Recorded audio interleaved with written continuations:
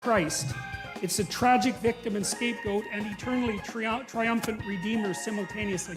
It cares for the outcast. It dies and is reborn. It's the King of kings and hero of heroes. It's not the state, but is both the fulfillment and critic of the state. It dwells in the perfect house. It is aiming at paradise or heaven. It can rescue from hell. It cares for the outcast. It's the foundation stone and the cornerstone that was rejected. And it's the spirit of the law. And then it's spirit-like. It's akin to the human soul. It's the prophetic voice. It's the still small voice of conscience. It's the spoken truth. It's called forth by music. It is the enemy of deceit, arrogance, and resentment. It's the water of life. It burns without consuming, and it's a blinding light.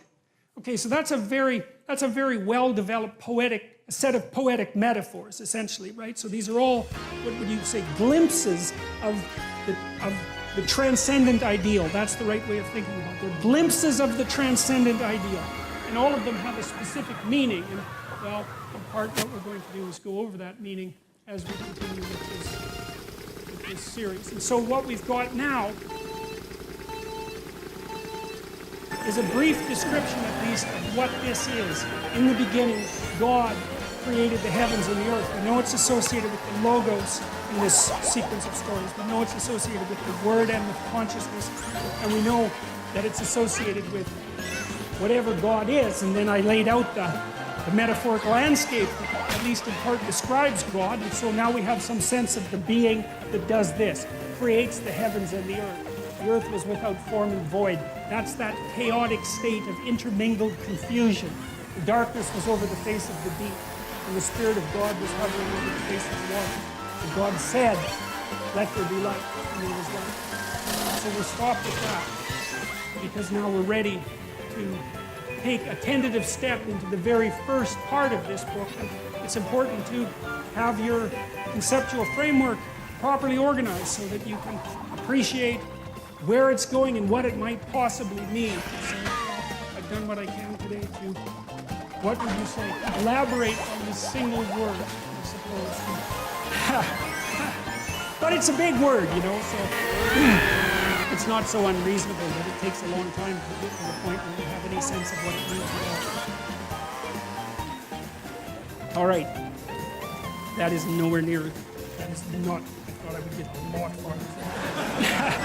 All right, so thank you very much.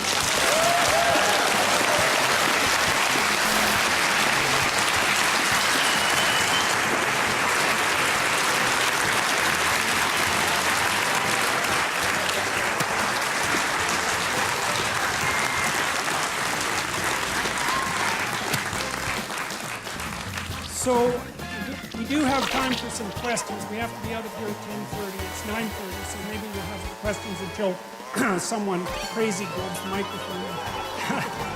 Or maybe we'll have questions for half an hour, something like that. So if anybody has any questions, then there's a microphone there, and there's a microphone there, and I'll try to answer them to the best that I can, to the best of my ability.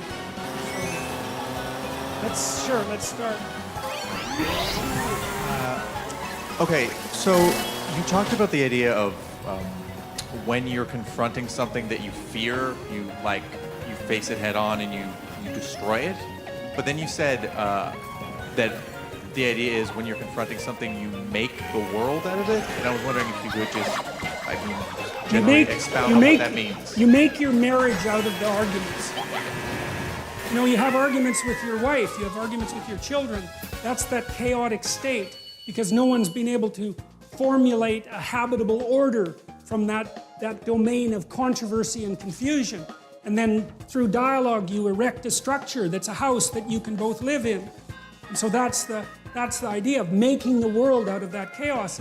And it's frightening because, you know, if you're really, and this is why people often avoid having disputes with people they love, because it's frightening, right? You find out what the person's like, and you find out what you're like. It's like, God, who wants to do that? Nobody. And so, you know, your heart rate goes up, and it's confrontation and conflict. And that's because you're encountering that domain that hasn't been properly mapped or configured. And so And you're doing that with your predator detection systems, essentially. And so that chaos that threatens the stability, say, of the marriage is equivalent to, well, it's equivalent to the serpent in the tree. That's one form of equivalence. And then by dialogue, through dialogue and negotiation, you formulate the problem. What exactly is going on here? Where exactly are we? What exactly is the problem? And so you keep talking until you reach a consensus about that, one that you can live with, one that you can act out. Right? And then maybe you come up with a solution to the problem and you've established peace again. And peace, that's the house that you can both live in. And that's the chaos. That's the chaos that people can fall into all the time and often do.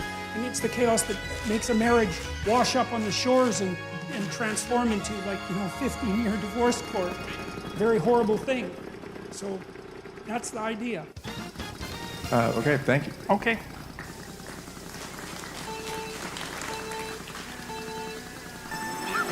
Hi, Dr. Peterson. Thank you so much for the talk. It's really helped me a lot. I had an experience of God's cool experience. The way you describe humanities in my experience helped me understand my experience back then. So thank you. So the way That's too bad. That's too bad that happens to be the case. Really, like that, it's really not good. But you don't have to tell me that. yeah, yeah. So, but I survived and I learned a lot. And I'm not ungrateful for my experience. I learned a lot. But you said something. You described the Bible, the collection of stories in the Bible, in an interesting way, and I wonder if it was on purpose. You described it as created by an assembly of stories created by many people over time. That's hyperlinked into itself, and it sounds a lot like how a description of like the internet and how that works. Yeah, well, it's not accidental. I mean, because the internet's also it's a collective endeavor.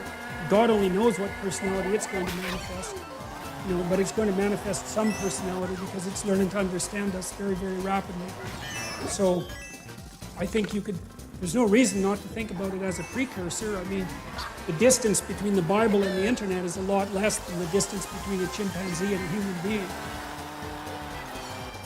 So and the difference between a book and the internet is also, in some sense, it's a matter of degree rather than time. So.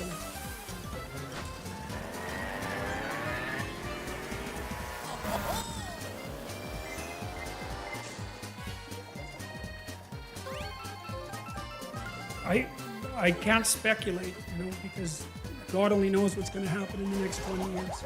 I certainly don't. And so I don't know what the preconditions are for consciousness. I have no idea, and I don't think anybody knows. So I guess we're going to find out. So, yeah.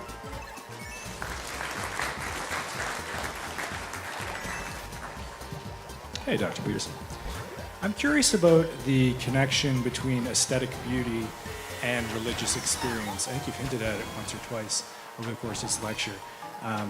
Is it possible for something that's incredibly beautiful to evoke a religious or mystical experience, or something kind of in the same ballpark? I think that's what they're for, in some actually, sense. I mean, if you look at the structure of like a Renaissance cathedral, there's just literally what I was just gonna. Right. That was my tag on. I apologize, I didn't mean to interrupt. My tag on to that question. The next part was. Is that why we have cathedrals built like as spectacular buildings as opposed to little boxes? Right. Well, if you're going to house the ultimate ideal, you build something beautiful, right, to represent its dwelling place, and it should be beautiful. And this is something that people do not take seriously. This is especially something we don't take seriously in Canada. I mean, you think about all the hundreds of millions of dollars that were invested into beauty in Europe. I mean, spectacular, excessive investment in beauty that's paid back. God only knows how many multiples of times. People make pilgrimages to Europe constantly because it's so beautiful that it just staggers you. Beauty is so valuable, and we're so afraid of it. And I think we're afraid of it because it's a pathway. It's not the only pathway to the divine. I mean, there's pathways to the divine. Love is one of them, I suppose. But beauty, especially for people who have an affinity for beauty, it's like music. It's one of those things that you can't argue against. Right? You can't even understand. It just hits you. And it shows you, well, it shows you the ideal. That's one way of thinking about it. But it also shows you, I think, it's like a vision of the potential future. It's something like that as well, that if we just got our act together and beautified things, that's the place that we can inhabit, and that would ennoble us. And that's why this Jerusalem, the heavenly city, is paved with gemstones. You know, they're crystalline, they emit light, and yeah, it's the proper dwelling place for an enlightened consciousness. Beauty is the proper dwelling place for an enlightened consciousness. And we ignore it at our spiritual and economic peril. It's obvious that beauty, there's almost nothing more valuable than beauty. Economically, practically, right? So, yeah. Why that is, I mean, I don't, it's very, who knows? You know, I mean, why we experience gemstones, for example, is beautiful. It's very mysterious, but there are deep reasons for it. So.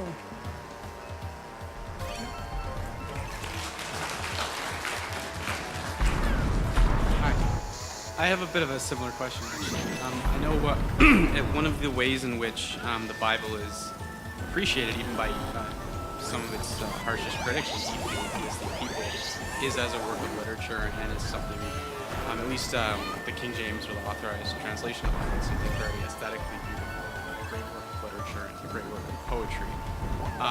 And I'm wondering, just from your study of it and from your personal perspective, if there's any particular passages or parts of it that you find particularly have struck you in that way, or that you cherish more than any others that you'd be able to share? Or? Well, the ones that have really opened up to me, I think, are the stories in Genesis, right up to the Tower of Babel, because I think, well, and hopefully I'll be able to talk to all of you about that, but I think I've got some sense of what they mean and why. I mean, I know it's not exhaustive, and obviously, but, and then the story in Exodus as well, I also feel like I've got a handle on that. And so those have hit me really, really hard. And that, you know, I mean, just trying to understand this first part of Genesis, trying to understand what these concepts mean has been, especially when I started to understand that the concept that human beings are made in God's image, that God has all those attributes that we just described, that human beings are made in God's image, that's actually the cornerstone of our legal system. That really rattled me, because I didn't understand that clearly, that our body of laws has that metaphysical presupposition without which the laws fall apart. And that's starting to happen. It really is, you know, like the postmodern critique of law. The law schools are, I would say, they're overrun by postmodernists who are undermining the structure of Western law as fast as they possibly can, because they don't buy any of this. And so they're much more likely to just think of the law as something like a casual, pragmatic tool to be manipulated for the purposes of bringing forth the utopia. It's a really, really, really bad idea. So it's very strange to me that we go off track when that metaphysical foundation starts to get rattled.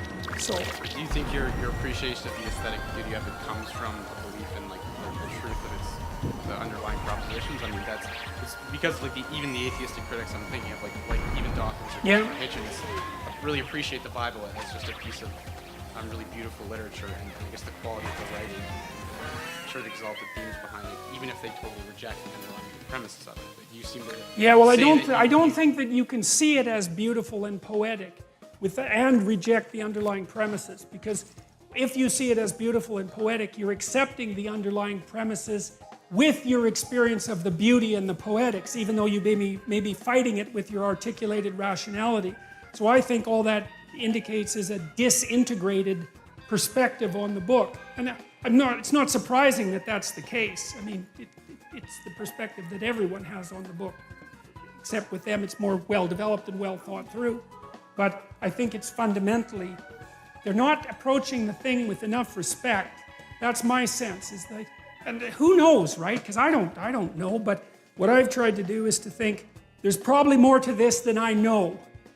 And then try to understand it from that perspective, rather than to think, for example, well, it's a collection of superstitions that we've somehow outgrown. It's like, no, it's just, sorry, that's not a deep enough analysis, because it's got some truth, but it doesn't take into account the fact that the propositions still stand at the foundation of our culture. it doesn't address Nietzsche's central concern, which is that if you blow out the notion of God, the entire structure crumbles. You know, and you can debate that, fine. But I'd, you know, just assume that you debated it with Nietzsche, because he's a pretty tough customer to tangle with. So, and I don't think the atheist types, insofar as there's a type, I don't think they've wrestled with the real problem. So, yeah.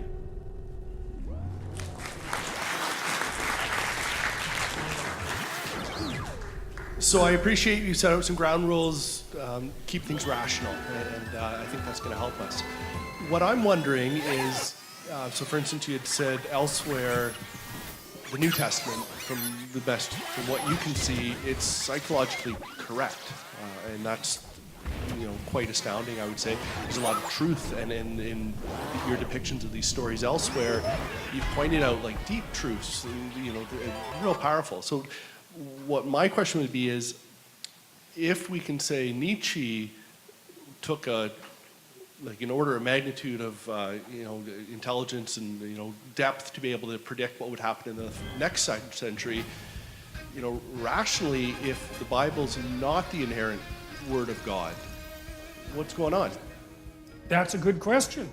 That's a really good question. I mean, I'm going to try to answer that rationally, but as we move forward. But as I said, I don't want to leave people with the notion, because, you know, in some ways, this is something I've thought about. What I've been thinking about for a long time is I can't tell if I'm like an advocate of the religious viewpoint or its worst possible critic, because I am doing my best to make it rational, and there's a reductionistic element to that. But I think that I'm doing that while also leaving the door open to things that I don't understand, because I know that there's more to this story than I understand or can understand, and I'm laying out what I can understand and I'm making it rational. But I do not believe for an instant that exhausts the realm. It's like there are ways of interpreting these stories that work in the conceptual universe we inhabit right now. But there's a lot of things that we don't understand. And one thing I've found about digging into these stories is that the deeper you dig, the more you find. And that's that's one of the things that convinced me that there was more to them than I had originally suspected, because things would click and I'd think, wow, that's really something.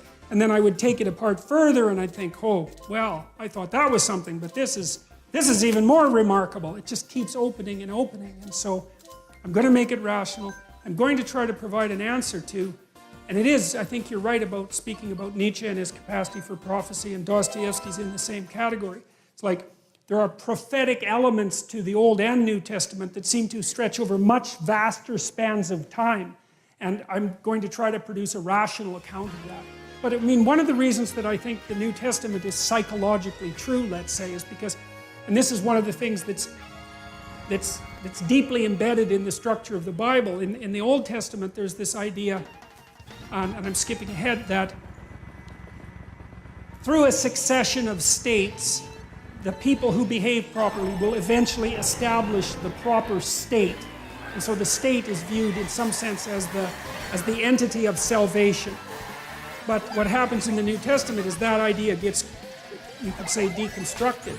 And instead of a state being the place of redemption, a state of being becomes the state of redemption. And so the idea that human beings will be redeemed moves from the utopian state vision to the responsibility of the individual. And I think that's correct. I mean, I believe that that's the right answer. And I think that West in particular is predicated on that idea because it makes the state subservient to the individual. I mean, there's a dialogue, a continual dialogue, but in the final analysis, the locus of the divine is the individual, not the state. And I believe that that's so true that if we don't act it out and believe it, then we all die painfully.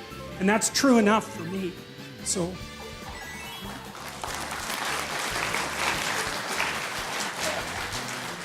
Thank you for the illuminating talk.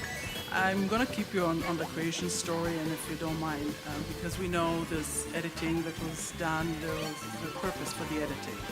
Can you give us your thoughts about the difference in the story of creation, especially pertaining to man, from the first chapter, which is very godlike, by a word, and to the second one, which is more like a fatherly type of creation.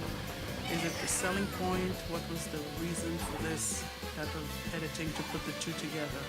Well, I think, the more cynical, we'd call criticisms of the Bible and the religious tradition, criticisms like Marx's or Freud's even, for that matter, make the case that it's a manifestation of power in politics, and that there's always a political or economic motivation behind the construction of the stories. And I think that that's true to some degree, but I don't think that it's true enough so that you can take that particular interpretive tack and be done with it. And I would say that to the degree that there are political and economic motivations that have shaped the stories, the fact that multiple stories have come together, they're sort of corrective in some sense. And so even if at the level of detail, there's political intrigue and politics, say with regards to the ascendancy of Israel, when you step away from it, it becomes something that's more universal and escapes from that. And how that happened, I don't know. I mean, I think it's safe to say, it's reasonably safe to say that the people who put this document together, they did two things. I think they were guided by their aesthetic taste and their conscience. I truly believe that. And the reason I believe that is because I think anything that was propagandistic would have been forgotten. Because you can't remember propaganda. No one likes it. It's like it's dead 10 years after you write it, or 20 years. And it isn't only that these books were assembled and written, it was that they were preserved and remembered. And to me, that means they have an affinity with the structure of memory. I mean, you think about it. How does a story last 10,000 years unless it's the kind of story you can remember? It doesn't. Because you forget all the forgettable stuff, and all you remember is the memorable stuff. And so there's this interplay between the document itself and its audience that shapes the document. And so, now I don't know how specifically I answered your question. We're going to hit these different stories as they come up in sequence, and I think I'll shed some more light on the relationship between them doing that. And we'll start with that next week. Okay. Right, so I've been really interested in a lot of the stuff that you've been saying about dreams, because I've been lucid dreaming a lot for many years, but always in a sort of atheistic way, as sort of like a game or something like that.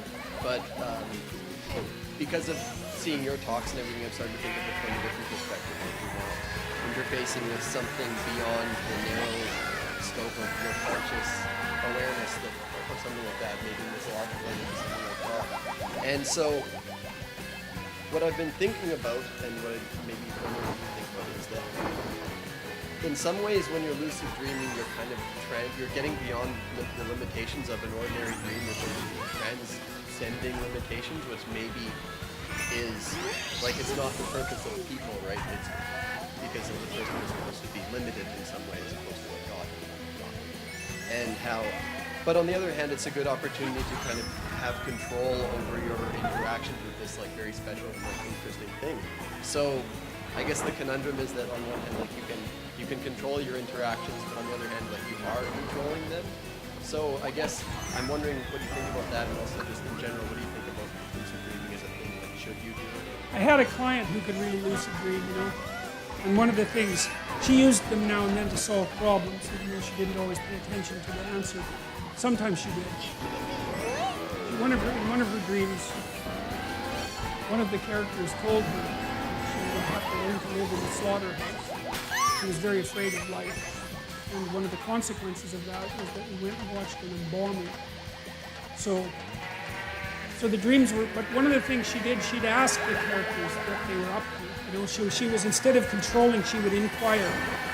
And so, but I don't know what to say about lucid dreaming beyond that. Like, I know it's a well-documented phenomenon, and many people can do it, and women seem to be able to do it better than men. That's what the research indicates. But I think that what we don't know about lucid dreaming could fill a lot of books. So I think you do. There is some danger in controlling it, I think, because you lose the spontaneous revelation, although not completely, because you can't control it completely. But See, you might be interested in reading Jung's works on active imagination, because he kind of learned to dream when he was awake. And he spent a lot of time in the world of imagination when he was awake. The Red Books, for example. The Red Book is a document of his experiences with awake dreaming.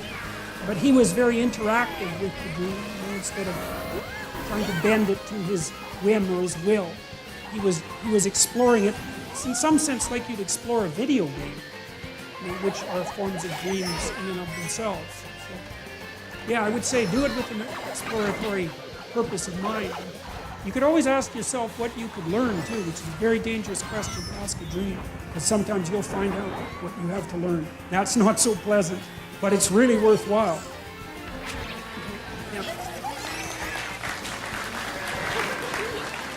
Okay, so I think I'm going to take 4 more questions only, because I'm running out of brain, and I don't want to say stupid things or stupider things than I've already said. So. Yeah, thank you for the talk. In the beginning of your lecture, you talked about how society needed this kind of dreamlike religious base, so we don't go between left and right violently, and we can kind of have this base. And then you also said you admired Nietzsche for kind of chopping down these ideological and kind of dogmatic weeds coming up from the base of Christianity. I was wondering what your thoughts are on how society can have this kind of religious base without having these kind of dangerous ideologies that can spring up once in a while. That's what I'm trying to figure out. No, really, I mean, that's the serious answer to that question. The reason that I'm an admirer of Nietzsche is because he was the spirit of his times. That's a good way of thinking about it. It's not like Nietzsche killed God. It's that Nietzsche gathered what was in the air and articulated it, right? Incredibly profoundly. And so he put his finger on the spot. And in doing so, he announced the problem. And once you announce the problem, then maybe you can come up with a solution, because you can't solve a problem unless you know what it is. And the fact that he made it so stark and so clear is horrifying in some sense, but at least we know where we stand. And so, since then, I would say, in many ways, particularly with the work of Jung and everything that's come out of that, which is a deeper study of mythology and its meanings, we've been trying to address the issue that Nietzsche brought up and trying to solve the problem. The problem is something like the reunification of the spirit of mankind. It's something like that. Well, we're slogging through it, man. And that's why you're all here, at least in part. So we'll see how far we can get. At this rate, we'll get to like 12th verse in the first. But that's the aim, Right?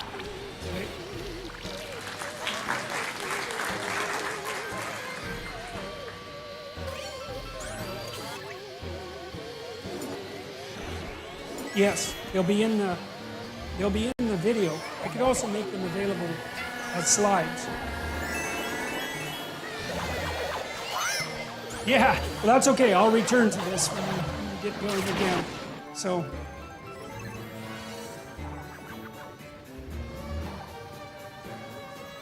Yeah, different colors represent the distance between the cross references. Yeah.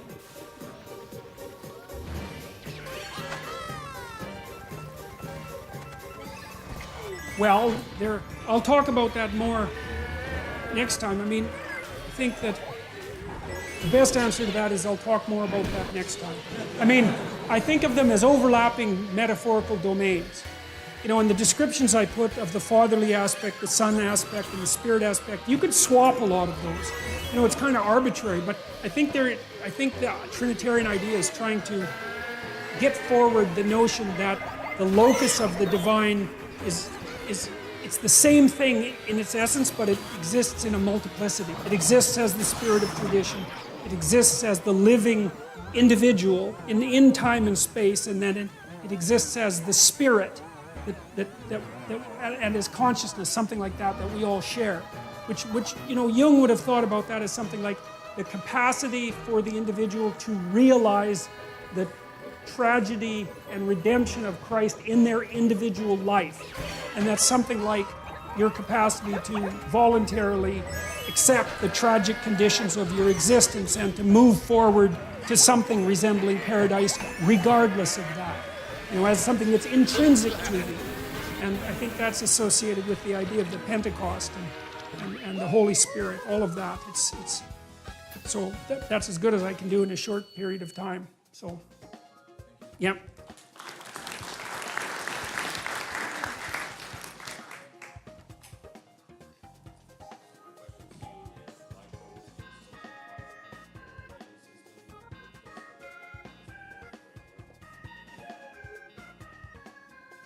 I think it's because of the gap between what we articulate and what we don't know. Something has to fill that gap. Like I think the law could replace it if the law was total, but it isn't. It's bounded and incorrect, and there's something, it has to rest on something inside that's like this mediator between what we articulate and what we don't understand. It's something like custom, it's something like expectation. It's something like the intrinsic sense of justice, you know, that the law itself is aiming at. And those aren't fully articulated, but without them there'd be no grounding. Like, without the body, the law would be a dictionary. You know, and if you don't know what a word means, using the dictionary is helpful, but not that helpful, because, like, unless you've had the experience of anger, the dictionary can't tell you what anger means. It just refers to other words. But the words themselves refer to something else. And the law refers to something else. And without that, it has to be in tune with that something else and has to be in accordance with it. And so I don't think we can ever delineate the proper body of laws. And that's also why like ideological utopias, see, the ideological utopias dispense with the transcendent. They say, this is what we need to do. It's like, no, you don't know. That's not good. You have to leave space for what you kind of know and for what you don't know. And, I mean, you know, in the story of the Tower of Babel, human beings make this massive building that's supposed to reach up to the heavens so that it'll take the place of God. Well, that's the earliest warning we have of the danger of making things so big that you confuse them with God. And God gets irritated and comes down and makes everybody speak different languages and scatters them. It's like, well, that's what happens when you try to make something a totality, is that it starts to fragment inside and disintegrates into catastrophe. So it's almost as if we have to maintain this articulated space inside the dream, inside the custom, something like that, because otherwise it doesn't work. And I think that's the same as having respect for the fact that we have bodies. You know, we're not just abstract creatures that follow rules. We're not that at all. We only follow certain rules. We won't follow the other ones. And our societies will crumble. And so, we just don't know enough to articulate the entire landscape of behavior with articulated rules. Not at all. We can't do it. It's beyond us. Yeah.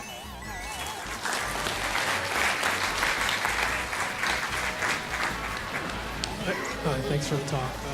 My question is also about dreams. You spoke about dreams as like a representation of truths and universal truths that can be interpreted into like myths and religion. And as you say, it's very beneficial for the individual. And it sounds like also for the society as well, because not everyone can as easily remember their dreams or interpret their dreams like that. And also it's broadcasted to all of society for their benefit. So I guess I'm wondering what the evolutionary advantage of dreams are, and the question would be, do you think that dreams suggest some sort of evolutionary group selection, such as groups that don't have these dreams that are represented into myths and religion, they didn't survive as well? Okay, so I'm not going to answer the second part of that question because I'd have to go too far off in a tangent for me to manage right now, but I can answer the first part.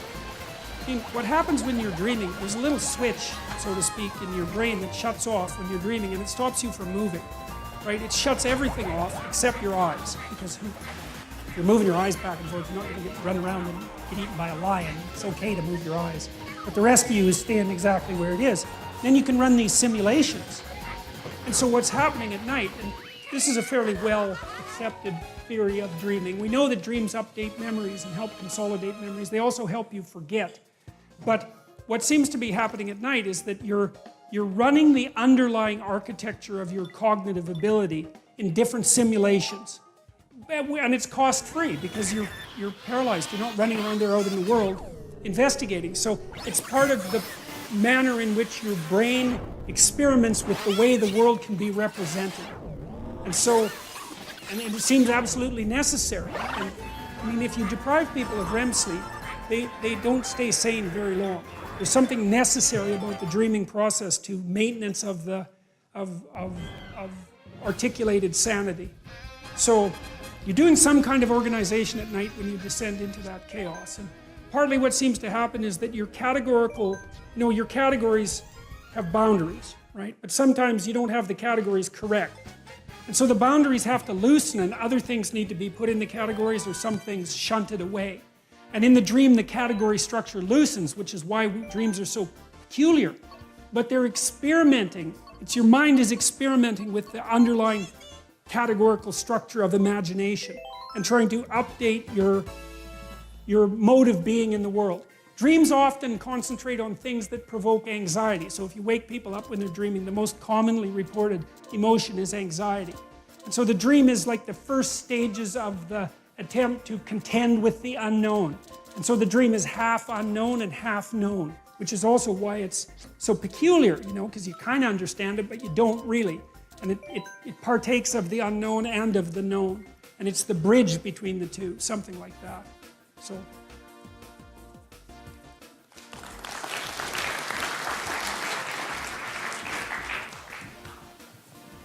Okay, so my question is kind of two parts. The first one is just like a general question and then just the application of the question. So my first question is, do you think that consciousness and beinghood are inextricably linked?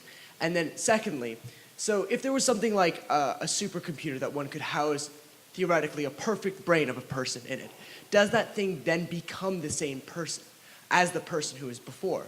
So is there a transcendency to beinghood but not to conscious? Okay, so the first question is, well, I would say that the kind of being that these stories are concerned with is absolutely dependent on consciousness. Now, whether or not that means that being as such is dependent on consciousness actually depends on how you define being. Right? So it's always tricky when you ask, an example of being. Those are tricky questions because it depends on how you define the two. But for our purposes, the being that we're discussing that's represented in these stories is intrinsically associated with conscious experience. And consciousness is given this constitutive role. It says that the experience that we're talking about would not exist if consciousness did not exist. So you can think about it as a kind of game in a way, and then you have to decide for yourself whether that's a game that can be generalized. And I won't answer the second part, okay? If you don't mind. All right. So, two-part question. First one's very quick, almost admin. If we want to read the biblical stories that kind of you're referring to, is there a particular version, edition, source, publisher? Oh, I'll bring the thing I like next week, which is I think the Reader's Digest published it of all things, but it's it lays out the narratives in a different format. It's easier. I find it much easier to read. So I'll show it to you, and I'll bring it next time and show it to you. One of the main reasons why I'm interested in so much of your work, and I think the many people are as well, is that you kind of leave literalism at the door and you open up another door to much more deeper meaning. In your interview with Transliminal Media, you mentioned Liz Eichel's book, The Serpent, the Tree, the Serpent, and Vision. And you note that we as a species are very good at recognizing camouflage patterns of snakes, particularly in the lower field of vision. And you further note that visual acuity is correlated with that, and that it co-evolved. And you summarize thusly by saying the following, paraphrasing you, say, what gives you vision? Snakes do. That's what it says in Genesis.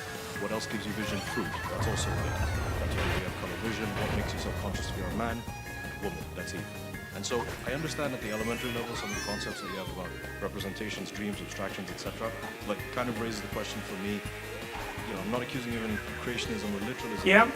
What's your point? Why did you make that connection? What's the meaning of the story of Genesis vis-a-vis Liz Eichel's book? No problem. We're gonna, as soon as I get past this first Genesis 1. We're gonna hit that hard. So, well, partly.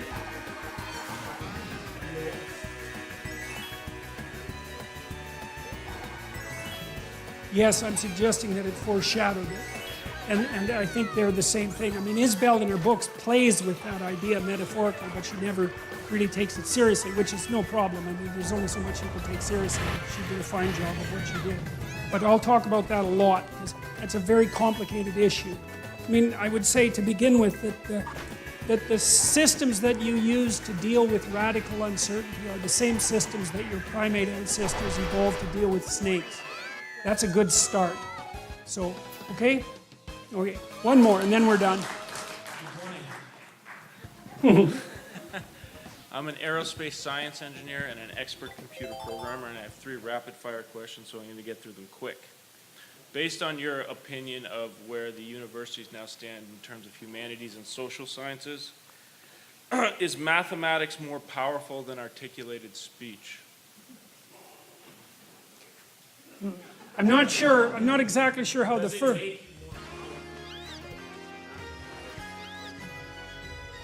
Oh, well, it depends on what you mean by power, I guess. I mean, obviously studying mathematics and computer science makes you insanely powerful. The question is, to what end? And I don't think that you can extract an answer to that from the study of mathematics. The humanities are there to ground people in proper citizenhood. That's a way of thinking about it. And so, yes, it makes you powerful, but then the question is, who has the power? Because it might not be you. It might be the mathematics, so to speak. You know, because you never know what you're an agent of, precisely. And so, yeah, well, look, I've got nothing against computer programmers. I mean, more power to you guys, and mathematicians as well, but yes, and it has to be a tool. Right, it has to be a tool of something. And what the humanities were for was to tell people what the tools should be used for. And so the tools themselves are crazily powerful, but that's not necessarily, you know, an untrammeled good. So I have to stop because, okay, quick. Okay. Okay. Okay, you were in this, I guess, one room in a museum in New York. Yeah. You've seen some original Renaissance artwork masterpieces. Yeah. These are generally accepted as amazing artifacts. Okay. Does an original work of art, as opposed to a high-fidelity reproduction, contain the spirit of the artist who created it? And does this account for the disparity in how much you'd have to pay for an original? It does in part. I knew a good portrait artist, and one of the things he pointed out about a great portrait is that it actually contains time. So, you know, because a photograph is one instant, but a portrait is you layered on you, layered on you, so it's got a thickness, you know, and I think you can see that thickness in the original, but it's also a direct manifestation of that creative act of perception. And I don't think you get that. You just can't get the fidelity of the original with the reproduction. But there's more to it than that too, because the painting doesn't end with the frame. You know, like we tend to think of the painting itself as the object, but most objects are densely innervated with historical context. And you can say, well, the historical context isn't the object, but it depends on what you mean by the object. And often people, when they buy a piece of a painting, are buying the historical context. And you just don't get that with the reproduction. It's a kind of magic. It's like, you want to have Elvis Presley's guitar or another guitar just like it? Well, you want to have Elvis's guitar. Why? You can't tell it's Elvis's guitar by looking at it.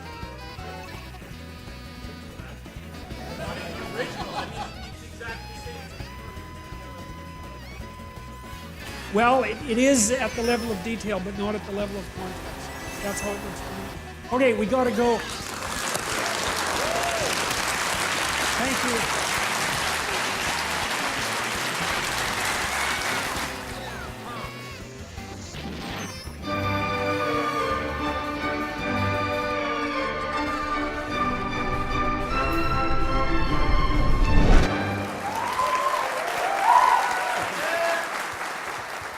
Okay, well, I thought this time that I would actually cover some of the biblical stories.